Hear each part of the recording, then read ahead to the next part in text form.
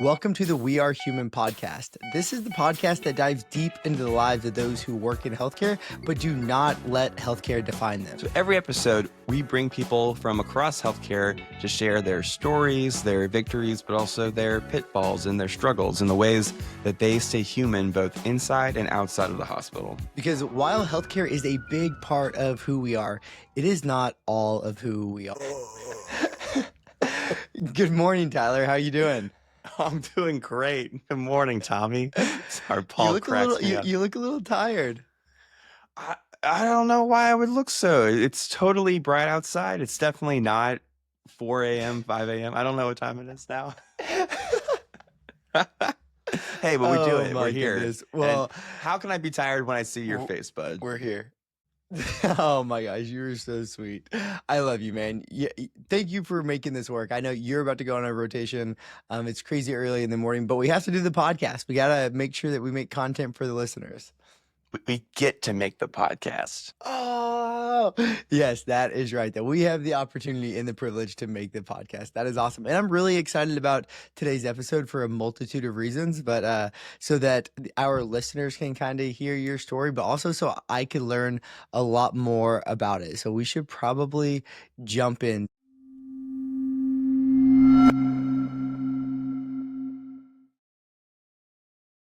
So Tyler, I'm super excited about this episode because we get to hear all about you and kind of your journey. Not necessarily in medicine though, because we hear enough about our medical lives, but this is all about your life outside of medicine and the books that you've written.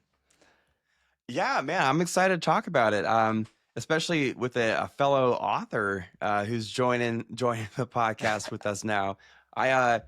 I have to do it because it's right beside me, and I'm just so proud of him. Everybody, we've got two authors on the podcast now. Oh my gosh. Two authors on the podcast. How's it feel, man? It looks like your book's been doing great. Thank you. I have to say it's even weird just to hear you say that.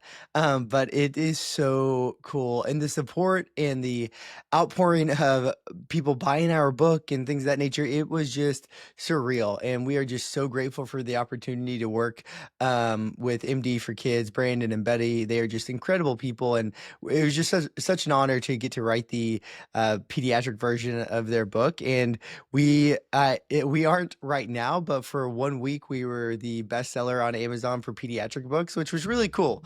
It was just like a really, really cool feeling. And so Tyler, thank you for bringing that up, and everybody that bought our book, thank you so much. And another little plug is I'll have an entire book series coming out this fall, which I'm super, super pumped about. But enough about me. So Tyler, have you written one book or multiple books? I have written multiple books. There's only one that you can get out right now. So, but my first book, Freeze Frame, came out when I was in med school. That's the one that if you want to read anything that I've written, you can go and check it out today. But no, I've been writing ever since I was about 9 years old. And so since that time, I've written a total of, well, if you want to do the math, it's like 5 books, but 2 are complete.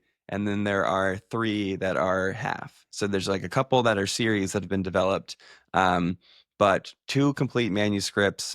The next one that's complete is the start of its own new series, which we can talk about too. But wow. That is just incredible. And you said you started this in medical school. I'm sure medical students that listen to this are like, how in the world is that possible? Like, I'm just trying to like survive. Like, I'm trying to, make it through medical school without failing. So just a couple of questions about that. Like, one, what sparked the idea of this book during medical school? And then how did you maintain the ability to write this through medical school? And if I remember correctly, you published it in medical school as well. Yeah, I will say that since I've been writing since I was very little, it might be a little conflated to say I just started writing in med school and then pumped out the book. But the idea for the book definitely came about when I was in medical school. I was really inspired by, I started medical school about 9 months before the pandemic hit. And when the pandemic hit, pretty much all of our opportunities as med students to help out, to see things that we'd been trying to work towards, those were all gone. But we felt like there wasn't really anything that we could do, especially being like a first, second year med student where you know enough to like sort of understand what's going on, but certainly not enough to help in the truest sense of the frontline help. But I was really inspired by what I was seeing from kids and adolescents at the time with their mental health, with their isolation, with the way that they would talk about their experiences. I felt like we had truly transitioned from, for a large part, from kids feeling that they had to keep a lot of that stuff inside to wanting to talk about it with somebody and not having anyone to talk about it with. Um, and a lot of the experiences I was hearing about, kids really felt like they were going through their experience alone. And it's not like in a clinic, I can open up all of the doors and bring all of these kids out to each other and see that they truly are going through similar things together. But in a time like a pandemic where you're just completely isolated from those that, you're supposed to be spending your life with, it's just hard to do so.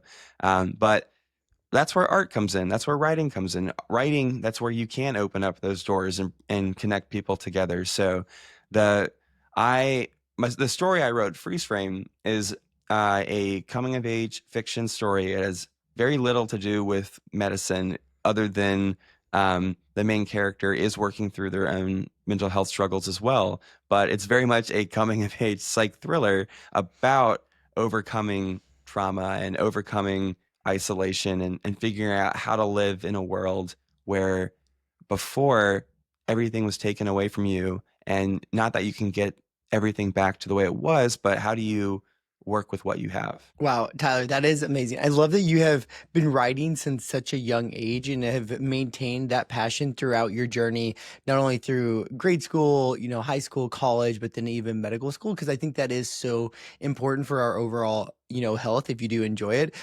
Something that I wanted to ask is when you were in grade school, did you have something called the Young Authors? So when I was in grade school, we used to have to write a book every year from, I think it was starting in third grade through sixth grade. So we'd have to write a book throughout the entire half of a year, and then it'd get sent into the like state, and then it'd get reviewed, looked at, read, and then if you won, you could go to the Young Authors conference or whatever and have your book on display. Did you guys What? have anything like that? No, I wish. Are you kidding me? That sounds like a dream. So I actually have my book. I wish I would have brought it as a little token for the show. But I actually won every year throughout my grade school. And Of so I'd get course to this go to guy the little did. young authors conference. And so my mom maybe a year ago was like, "Tommy, do you remember these books?" And it's so funny because like I used to be obsessed with dogs, and I mean I still love dogs, but every year my book was a series about the dogs that I had and the dogs that had died. Tommy. What the heck? They're like, oh, we, I we know need to give this guy we I need to give this can't guy the book believe award. it. He's really going through something right now. Oh my gosh. Yeah, the young authors book series was a little sad, I would say, but it was my experiences I was going through as a young kid. But back to your book. So, Freeze Frame, you gave us kind of like a broad overview of this, but would you say that the characters in this book came about from your personal experiences or like the main characters at least? And does any of it foreshadow, I don't know if foreshadow is the right word, but does any of it describe life experiences that you personally went through? It's a great question. I I am definitely not the main character. I think well, for a couple of things, when this book came out, most people in my life didn't even know that I wrote on the side. I hadn't told many people. It was always like a very much not a secret hobby, but it was my passion outside of medicine. I never even intended to publish Freeze Frame, and so when it came out, people, they first thought it was going to be like a medical textbook or some like nonfiction, and you think physician, author, that's what you would maybe think at first. And so they start reading it, and the very first page is Mhm. like a very intense interrogation scene. And but then the main character he's got a lot going on up there. People definitely were like, you good, man? um, but no, no. I will say there are elements. The main character's name's Will. There are elements of Will that I definitely relate to. I growing up, I did want to be for a time a film director, and I got into writing through that lens. My dad works in film and sound design, so that was something we would always do together growing up. Um, and the way that Will experiences the world and experiences his trauma as a main character, he is an aspiring film director. And when he gets too strong of an emotional stimulus after this mysterious thing that has happened to him, his world gets ripped into the reality of a new kind of film genre that's related to whatever he's going through. So, to better put it, if he is like walking around school and he gets really scared because maybe someone's bullying him, he might get ripped through the floor and fall into a horror movie. Or at one point in the story, he and his friends are trying to steal something from a teacher's office, and the book turns into this like Ocean's 11 heist type fantasy sequence. And you, as the reader, are left kind of to wonder how much of this is really happening versus how much of this is a daydream versus more. Um, so that element, like the way of jumping in and out of reality in film, like that's definitely the way that I thought as a kid when I would be writing little movies and scripts. But his experiences are very much not my own. The way he thinks about life is very much not how I do.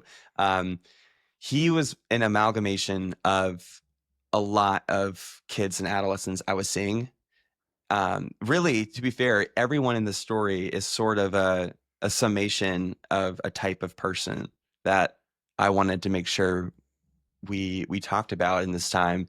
The only character, the only character who is like directly related or based off of somebody is his best friend Coda, who was at my best friend in medical school, and they are pretty much the exact same person. That is so awesome, and, like, what an honor, I think, for your best friend, like, to know that you, included the I mean, as long as your best friend, in the story is good, but, I mean, what a great, and, like, does your best friend know that now that he's, like, Yeah.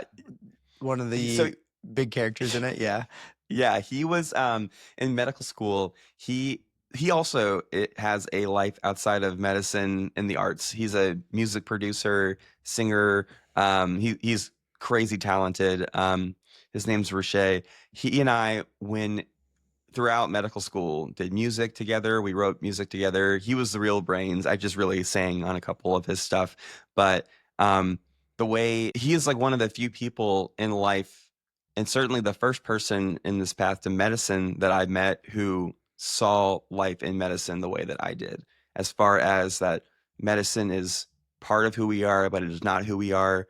And him wanting to blend the arts and medicine together. So we like collect instantly in medical school and throughout our years together have been doing like artistic projects. And so I really like the idea of Will, the main character, having this support character in the story. That the more I was writing him, I just realized, okay, I'm just basically writing Ruche, but as like a 16-year-old. Yeah.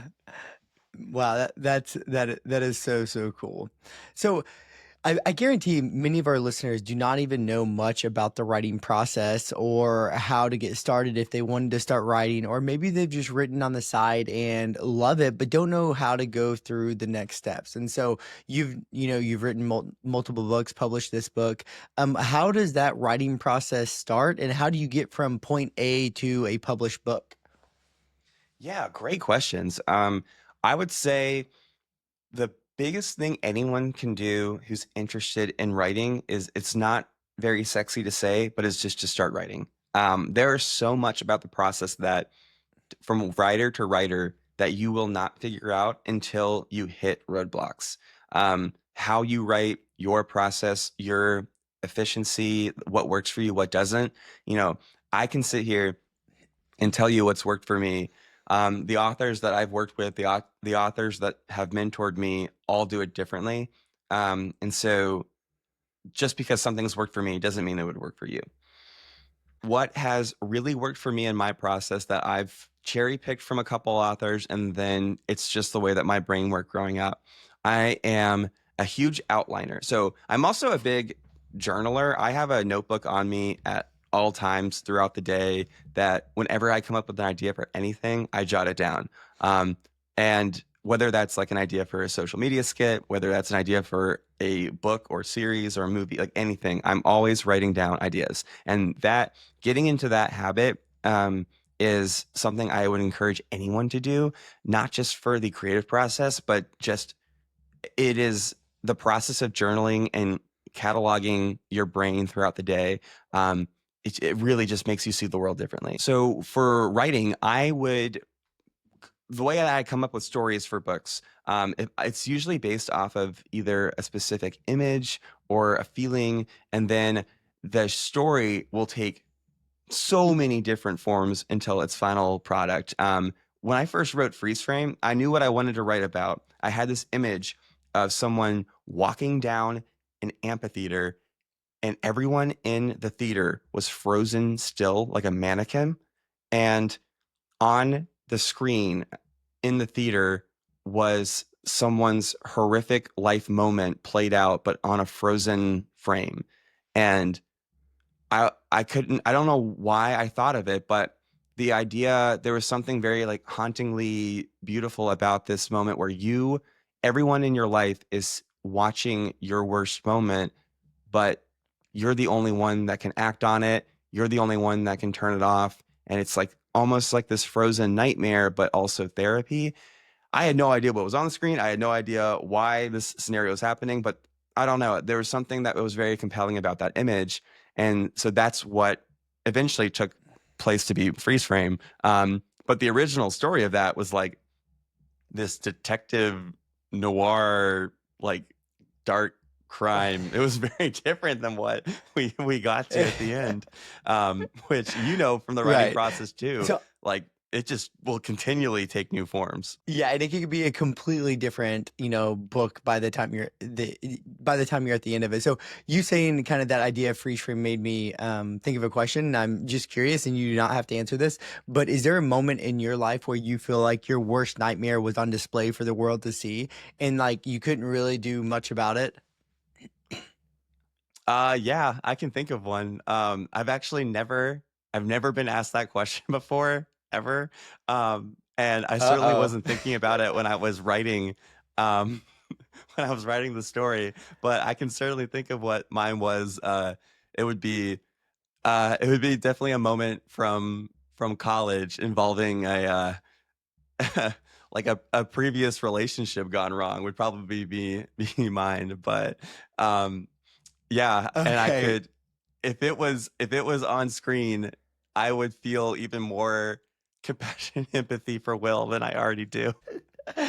Yeah, for sure. So mine, because like when you were thinking this, I was like, what would mine be? So this is kind of stupid, but it was just really embarrassing to me at the time. But so I was the team captain of my high school football team, and we were good. So we made it to the conference championships, and we're going to, hopefully win and go to the playoffs. So we always had our crowd was always packed, like absolutely, for a small town, football was everything. And so we were about to run out. You run through that paper run out onto the field, and being the team captain, I would kind of lead the team out.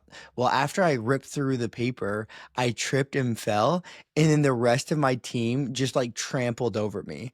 But that was like one of the most embarrassing things ever to happen to me. I'm sorry, I'm just trying to picture because the absolute solid muscle man that you are now, like the idea of anyone trampling over you is truly fiction writing to me. Oh yeah, because like I was just so hyped up before the game, and somehow after I ripped through the paper, I tripped somehow, and like my whole team's so hyped up, but they're not gonna stop and help me up, obviously. So they just keep running over me. That's like that's like the worst Oh version man. of I come to class in a dream and I didn't study for a test and I'm also not wearing clothes, but it's like in front of a stand of people. Yeah.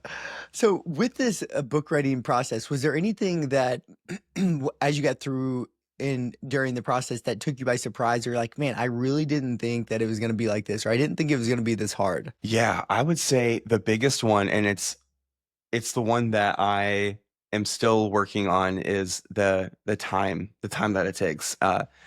For anyone that's interested in writing, I would say that you really have to love the process. And I do. I love the nitty gritty. If I spend a couple hours and I get like one sentence like really finely tuned better, I love that. But it is a couple hours to do so, you know? Wait, did you guys hear Um, that? A couple hours, a couple hours to fine tune a sentence. Do you guys hear that? That's the work that goes into this. Yeah, I think I shared this on a previous episode, but I'll say it again for this one. I One of my favorite moments from writing Freeze Frame was when I spent like 14 hours straight one day. I felt like I just woke up around this time and just wrote all day. I was really in the zone. And the very end of the day, I come out to my roommates and I show them this like single page that's done. And they're like, Tyler, you got to work on your efficiency. And I was like, no, no, no, no. I wrote like 10,000 words this day. I felt like Stephen King. And I just deleted Right. about 9,000 or so, so of them. And, but that one page made the final cut, like almost not edited throughout, like multiple rounds with the editors, everything. Like that page was mm, chef's gifts. But yeah, it took like 14 hours to get it right. Oh my gosh, I love that. It's almost like for me, like I train hours upon hours upon hours to run a marathon. And then I run a marathon and comparatively to the hours that I put into it, it's a very small amount of time, right? So you have to love the process, even the process where, no one cares about the 10,000 the 10,000 words that you wrote. They care about that last page. And so I think that it is so, so important to love the process, like you said. Yeah. And then knowing that, no, or go ahead, Tyler. Yeah, I would just add to that.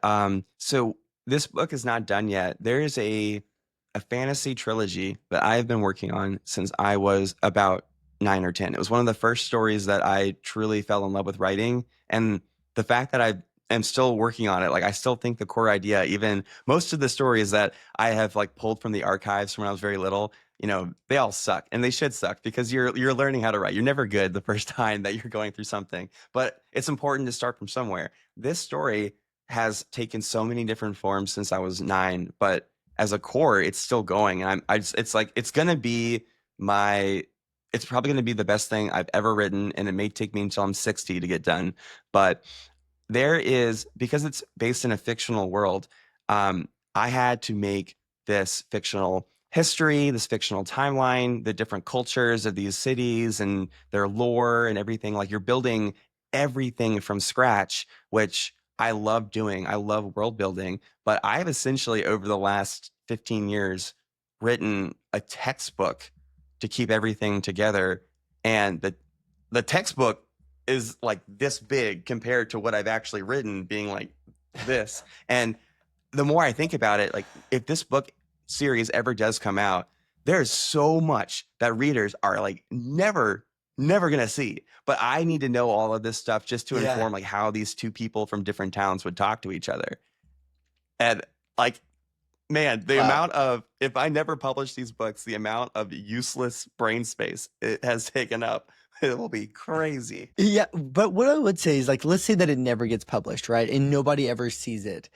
The therapy that it's provided you, I think would still be worth it. Like the relief from the stressful days, the filling back up your cup to go back to work the next day. So like even if these books never get published, I think the amount of therapy it's given you would probably still be worth it. Wouldn't you? You may disagree, but No, I completely agree, and that's what I tell a lot of writers and students that I've worked with, that if you are writing for that end goal, that final product, it's very unlikely you're actually going to finish because of how much of the process is truly work.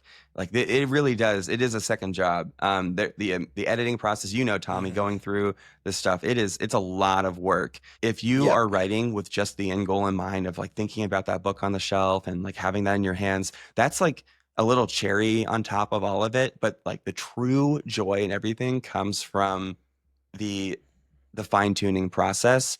And so, yeah, like if these stories never come out, the amount of fun and relief and joy that I have had from writing them is like that's what it's all about. I could never publish a book again, and I would still be writing until the day I die. I love that. And so in the trenches of writing a book, and especially like you were in medical school while you were doing it, what motivated you to finish the book, knowing that the end product is just the cherry on top? What is it that kept you motivated to, day in, day out, spend those 14 hours to write 3 words or whatever it is that you did? Yeah, right. I so I when I came into medical school, I know I've shared this before. Um, I was not a human for the last couple of years of college because I decided on medicine late. I felt like I was behind, and I cut out everything that was not quote unquote directly related. And that was writing. I really was not writing for like a good year or so, and I hated how I felt about the world and everything. Like writing gives me so much joy, and I just took that source out of my life. Um, when I got into medical school, I found myself falling back into that behavior again of, oh my gosh, the amount of time we need to study, all the new responsibilities. I need to cut out writing more and more.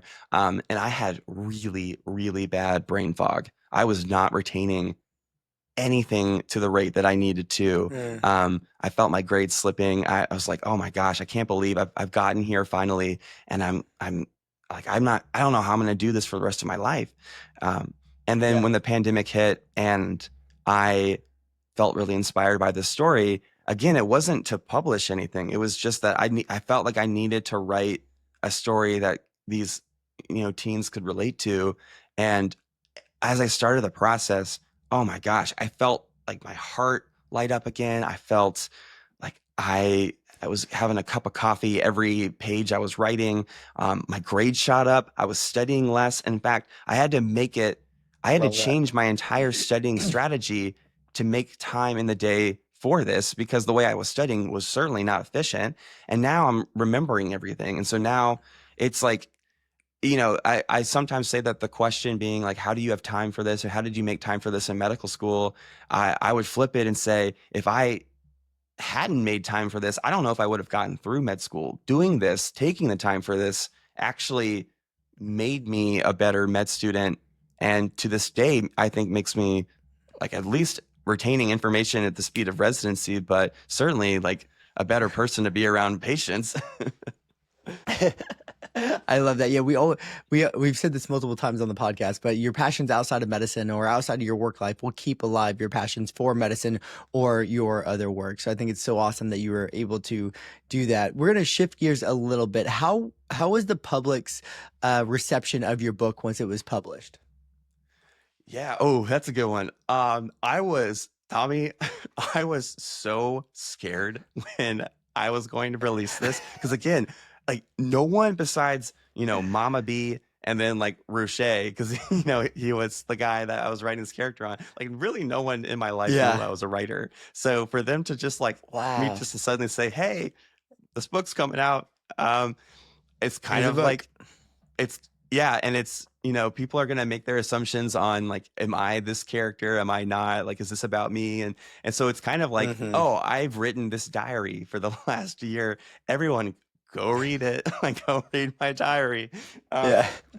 no, I was terrified, and I was beyond blessed by the reception that I got. Not just from my direct community of like friends and family and those in medicine, but like these strangers, readers, like people I would never have met. I had dreamed of being um, a published author and writer since I was little, and I mean, like sales and all that like that doesn't matter. The awards and all that stuff like that, those were great. Don't It was great to get those accolades and stuff, but like meeting readers who have read your story and for no reason other than they liked the idea of the book and they wanted to talk shop and say like the things in their life that they felt connected to. Oh my gosh, like those that's what it's all about. And I going on the book tour, it still sounds surreal to say those words. Like to say you went around to bookstores and met strangers who have read your book and wanted to talk about it. I'll share one story. There was I think I've shared this before, but I'll share it again because it makes me just want to cry. There at one Barnes and Noble, there was this kid who came up with their parents, and they said that the story was exactly how they had been feeling the last year. They had lost someone in their family, and this story does involve the loss of a loved one. And they said that because they had written or had read this story, that they were talking about it with their mom, and then their mom and them were talking about the one they lost. And basically, they both realized they had been wanting to talk about the person they had lost, but they were so afraid that the other didn't want to talk about it, and they were kind of walking on eggshells.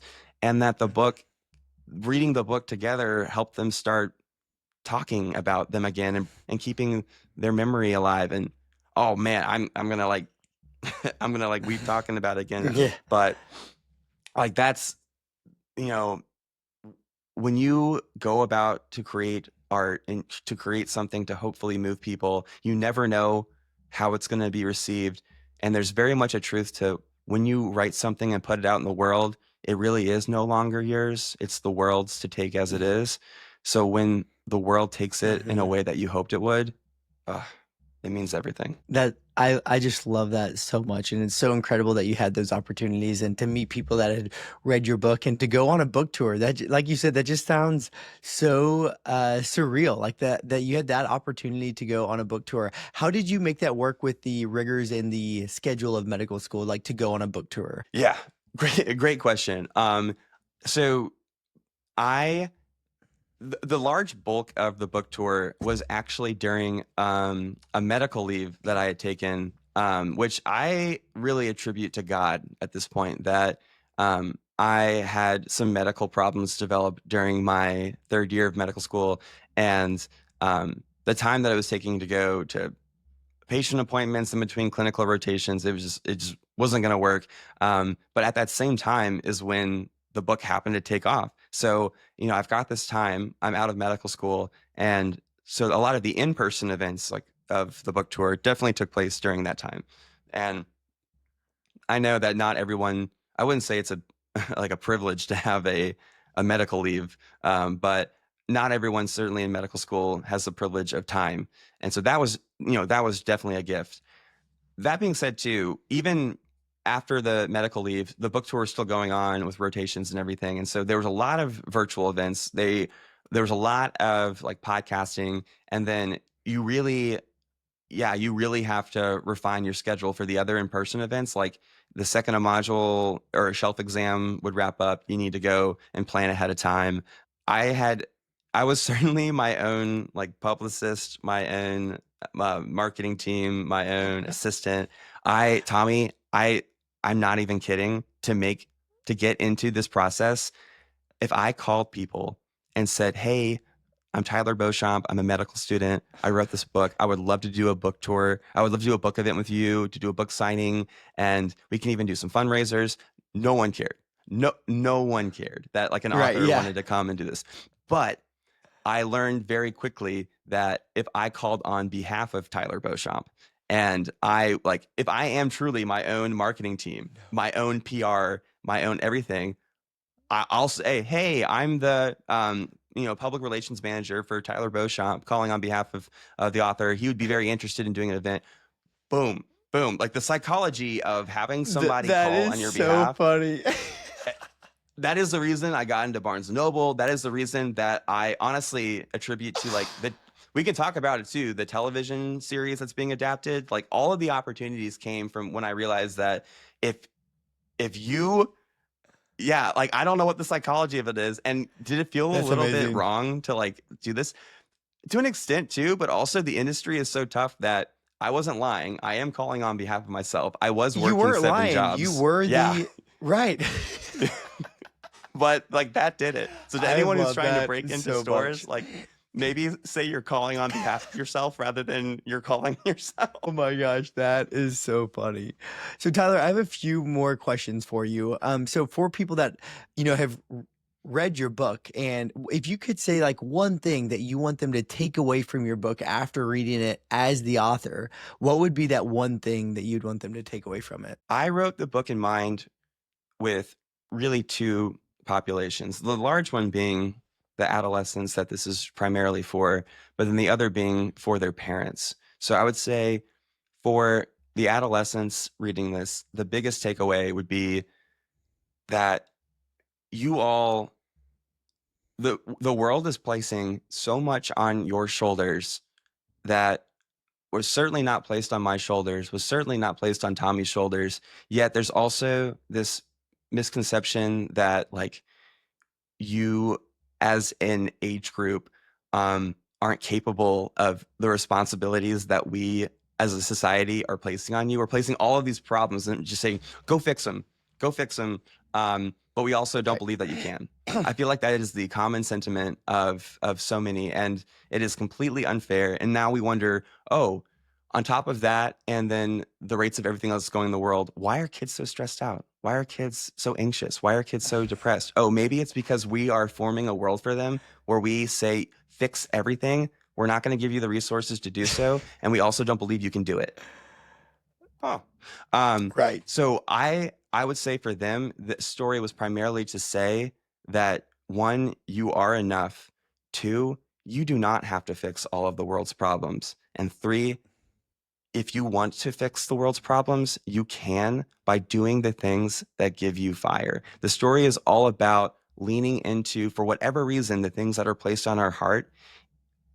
Those things are placed on your heart for a reason. And by you pouring into them, I promise you'll be making the world a better place, because you'll also be showing others around you that you are giving and you are giving the time and energy to be the person that you want to be.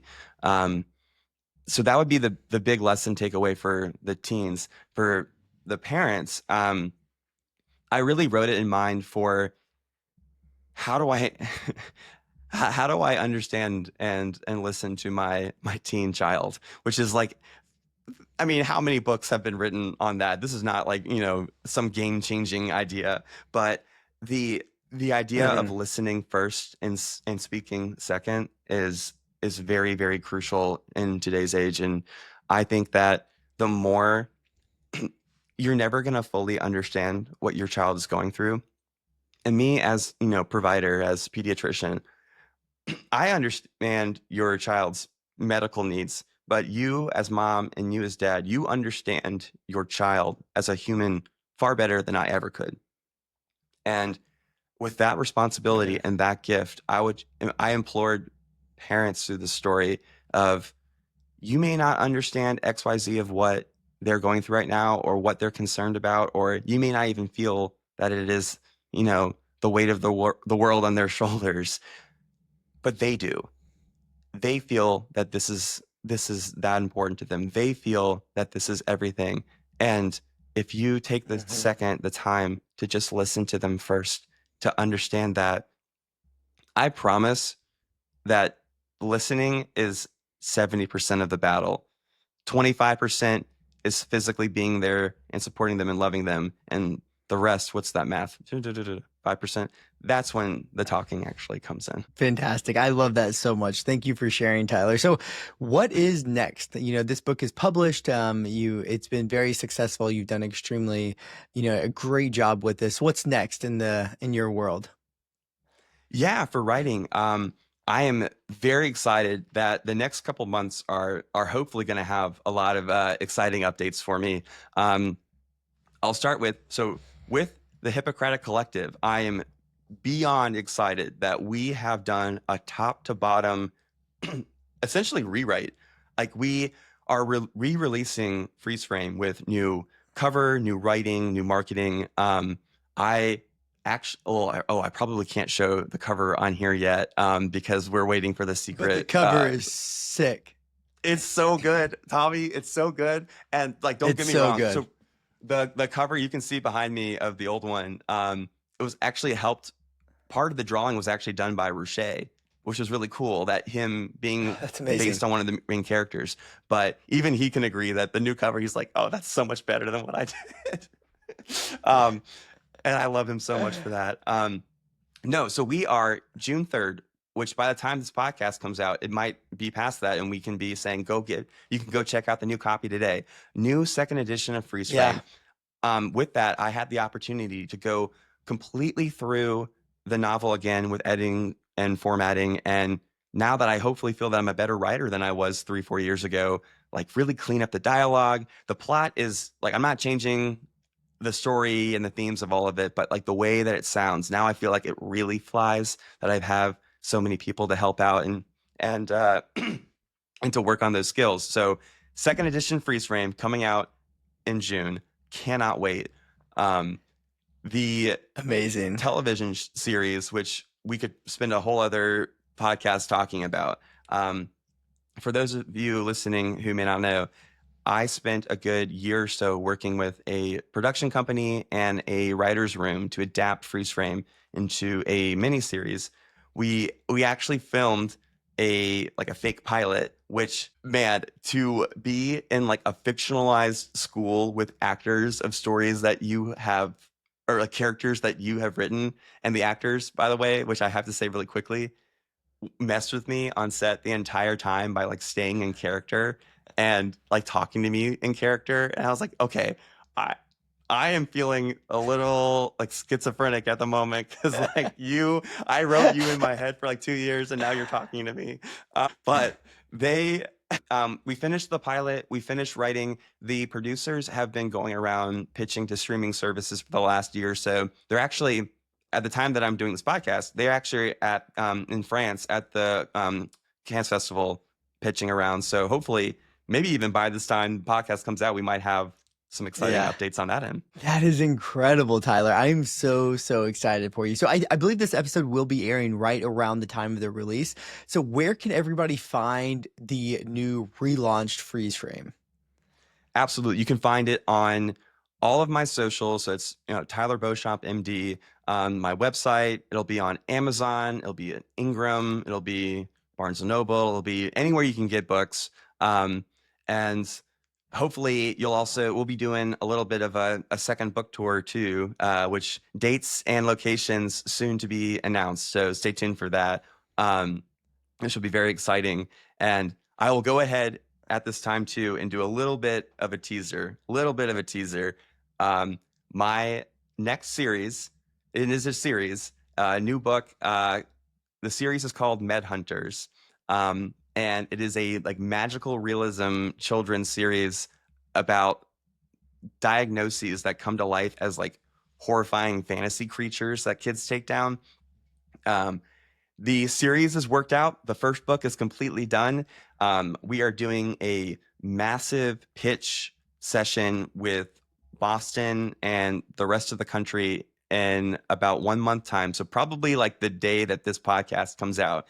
And so hopefully we will have maybe at the same time these two stories making their way to shelves. So stay tuned for that too. Wow, that is so incredible and so exciting. Tyler, I cannot thank you enough. One, for just being the co-host of the show and just being such an incredible human, but also sharing the inside scoop of your book, your writing journey, kind of the ins and outs of it. And I'm sure it's been so eye-opening to all the listeners. So thank you so, so much for sharing all this. If there was just one last thing that you wanted to leave the listeners, what would it be? Oh man. Well, thanks for taking the time to do this.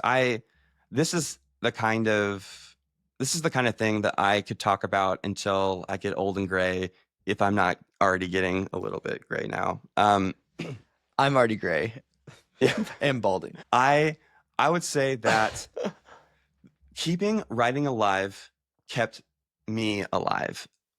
The process of writing freeze frame and reminding me of why I was writing since I was a kid. Like, yeah, I fell in love with medicine, and I do have two loves, writing and medicine for sure. But writing freeze frame at the time that I did, it just reminded me of my purpose, and that my purpose is so much more than being a pediatrician. It is so much more than being a doctor, and that to truly heal people in the way that I want to, I have to give in and I have to put time into the things that God's placed in my heart. Um, I will share very quickly a story with a patient from this year that this is just one of many. I don't really talk about my writing in the hospital. I don't really talk about that, especially like in rounds and stuff. It's not, it's not pertinent. But there was one patient I had who they were going through a very, very tough time, and they weren't quite understanding our treatment plan. And this was an adolescent. And I think they just really felt like we weren't listening to them, which was unfortunate. And I could get that sense from them and the family. I come in the next day after they've been here for a couple days. I come in the next day, and the parents pull me aside and say, "Hey, Dr. Beauchamp, I just want to let you know, last night our kid did a deep dive into you. They found your website. They found that you were a writer. They are reading your book as like we speak.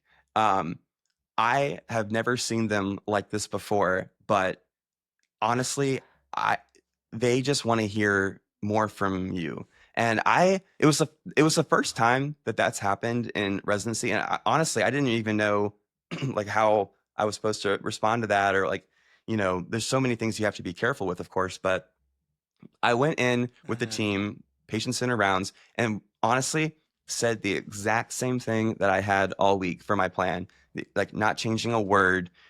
And the kid just looked different. His ears were open, his eyes were Mhm. open, and from that moment on, we got that we were worried if that guy was going to stay in the hospital for months, and that Yeah. kid got out by the end of the week. And it had nothing to do with Mhm. medicine. It had nothing to do with medicine. Yeah. It had to do with him feeling like the team was really listening to him.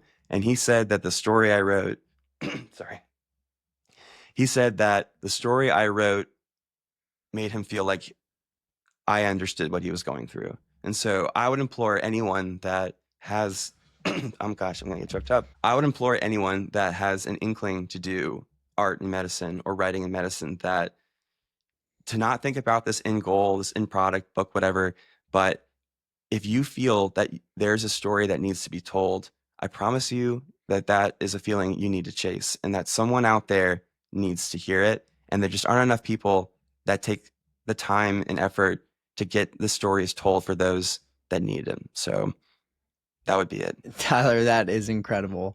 Well, again, thank you so much for just sharing the inside scoop of your writing journey and a lot of personal stories and kind of how you came about with this writing process and published a book. It's truly remarkable. Tyler, you should be so proud. I know I'm proud to just be your friend. It's such an honor and privilege to be your friend and to be a co-host with you. So thank you for everything you do. And I'm looking forward to June 3rd. It's going to be awesome with the new book launch. Thank you so much, brother. I love you and appreciate you. And again, I'm gonna say, because it's right here, I got it again. We have a dual author podcast now. And Tommy, I can't wait for, I know we're keeping some things hush hush with your writing as well that's coming forward, but y'all listening, just get ready. He's got some killer ideas coming that I cannot wait for the world to see too. So hopefully a lot of good, exciting things coming from this podcast. Tyler, thank you so much. I'm super excited about it as well. And it's getting all published through the Hippocratic Collective. So I'm so, so grateful for them. They're the best. And guys, everybody listening, you can find this episode and other episodes like them on the Hippocratic Collective. So go to hippocratic-collective.com to check out all of our other episodes and podcasts just like these. Until next time, everybody, see ya, stay human, stay healthy. Awesome. Tyler, great work, man. I thought that was awesome.